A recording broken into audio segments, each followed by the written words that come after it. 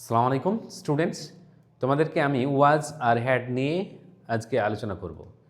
ওয়াজ had দুটোই auxiliary verb, এটা past টেন্সে ব্যবহার হয়, তোমরা অলরেডি শিখেছো।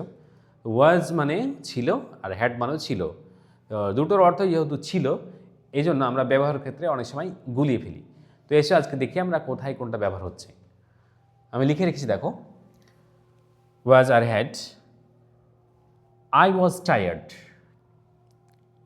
এখানে ওয়াজ এর অর্থ দেখো, আই ওয়াজ টায়ার্ড, আমি ক্লান্ত ছিলাম।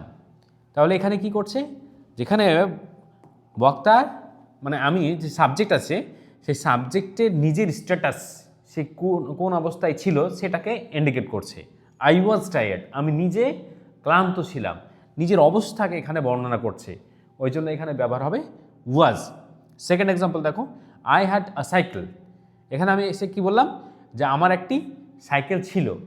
তাহলে আমার কোনো কিছু ছিল, আমি নিজে না, আমার কোনো কিছু ছিল যখন বলছি তখন কিন্তু এখানে হ্যাডের ব্যবহার করছি। আর ওয়াজের ব্যবহার হচ্ছে বক্তা নিজে কোন অবস্থায় ছিল সেটার ক্ষেত্রে আমরা ওয়াজ ব্যবহার করছি। ক্লিয়ার হয়েছে? তাহলে আই ওয়াজ টায়ার্ড, আমি ক্লান্ত ছিলাম। আর এখানে এসে বলছি আই হ্যাড আ সাইকেল, আমার একটি সাইকেল ছিল। আরও এক্সাম্পল দেখো, ওয়াজের ক্ষেত্রে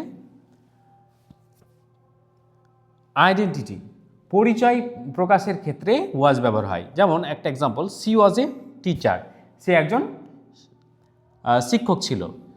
আবার কি লোকেশান, তার কোন অবস্থায় ছিল, কোন জায়গায় ছিল, সেক্ষেত্রে আবার ওয়াজ ব্যবহার হয়। যেমন আই ওয়াজ ইন কলকাতা, আমি কলকাতায় ছিলাম। তাহলে লোকেশনের ক্ষেত্রেও ওয়াজ ব্যবহার হচ্ছে। আর হ্যাডটা মেনলি ওটাই মনে রাখবে যে বক্তার কোনো কিছু অধিকারে ছিল, সেক্ষেত্রে আমরা হ্যাডের ব্যবহার করব। এছাড়া তোমরা জানো যে পাস্ট পারফেক্ট টেন্সে হ্যাডের ব্যবহার হয়। তো এই ছিল ওয়াজ আর হ্যাডের ব্যবহার। আশা করি তোমাদের কাছে ক্লিয়ার হয়েছে। আমরা অলরেডি এগুলো শিখে আছি, তারপরেও যেহেতু ব্যবহার ক্ষেত্রে একটু সমস্যা হতো, আমি এটাকে ক্লিয়ার করে দিলাম। আসসালামু আলাইকুম।